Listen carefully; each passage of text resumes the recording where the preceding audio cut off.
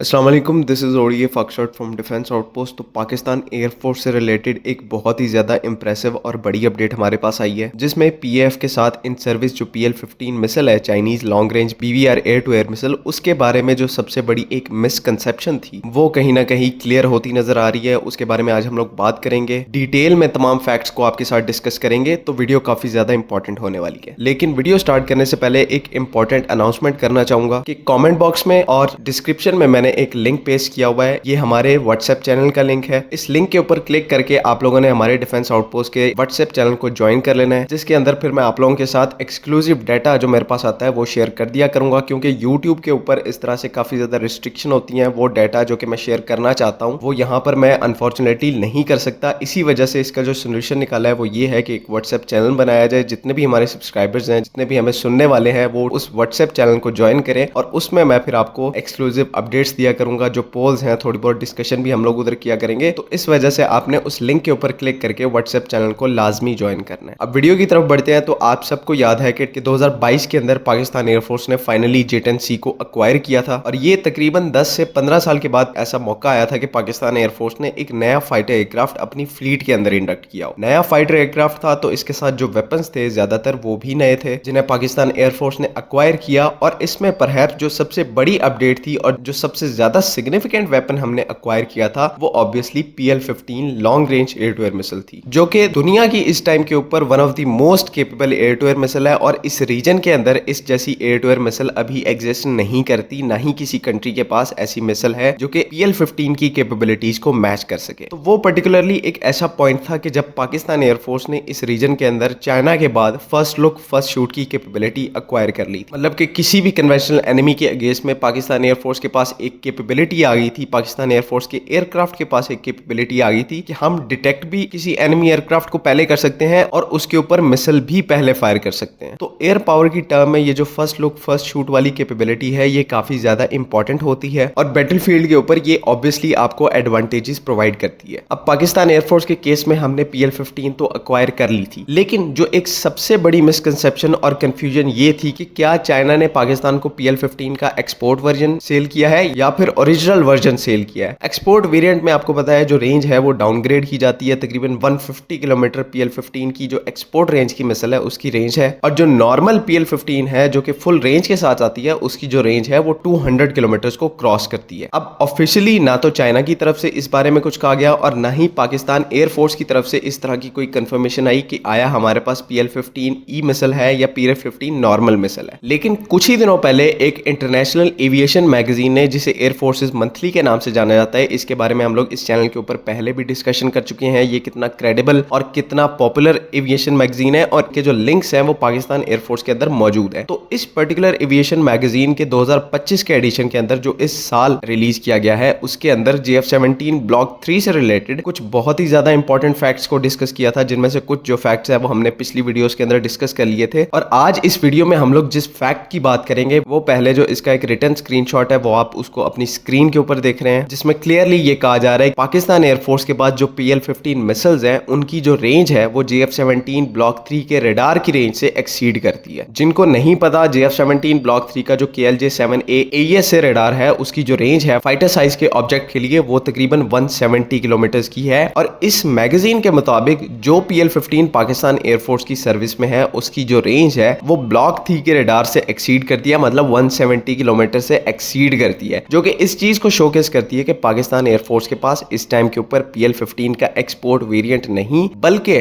PL-15 का original variant है। ये एक बहुत बड़ी अपडेट है, और क्योंकि इसको एक इंटरनेशनल सोर्स कोट कर रहा है तो यहां पर क्रेडिबिलिटी बढ़ जाती है। अगर कोई पाकिस्तानी सोर्स कोट कर रहा होता तो इसको हम लोग सीरियसली ना लेते, लेकिन यहां पर एक इंटरनेशनल और एक क्रेडिबल मीडिया आउटलेट या फिर मैगजीन इस चीज को कोट कर रहा है कि पाकिस्तान एयरफोर्स के पास जो PL-15 है वो 200 किलोमीटर से भी ज्यादा रेंज को प्रोवाइड करवा सकती हैं। आगे भी अगर आप इसी फोटो के अंदर देखें तो लिंक 17 गाइडेंस को मेंशन किया है। इसका मतलब बेसिकली ये है कि क्योंकि PL-15 JF-17 ब्लॉक 3 के रडार की रेंज से ज्यादा वाली रेंज की मिसाइल है, तो प्रोबेबली इसके लिए लिंक 17 गाइडेंस का इस्तेमाल किया जाता है, जिसमें ब्लॉक 3 के साथ साथ जो हमारे एवैक्स है इस टाइम के ऊपर जो साप 2000 एराई है वो भी PL-15 को गाइडेंस प्रोवाइड करवा सकते हैं। और क्योंकि एराई के जो रडार की रेंज है वो ब्लॉक 3 के रडार से कहीं ज्यादा है, तो किसी भी कॉम्बैट ऑपरेशन के अंदर अगर JF-17 ब्लॉक 3 इस मिसाइल को कैरी करके लॉन्च करता है, तो फुल रेंज को अचीव करवाने के लिए जो ब्लॉक 3 की बैक साइड के ऊपर उसके बैकग्राउंड के अंदर जो एवैक्स प्रेजेंट है शार्प 2000, वो इस मिसाइल को एडिशनल 170 किलोमीटर के बाद गाइडेंस प्रोवाइड कर सकता है, जो कि कोई भी टारगेट अगर ब्लॉक 3 के रडार की रेंज से बाहर भी है तो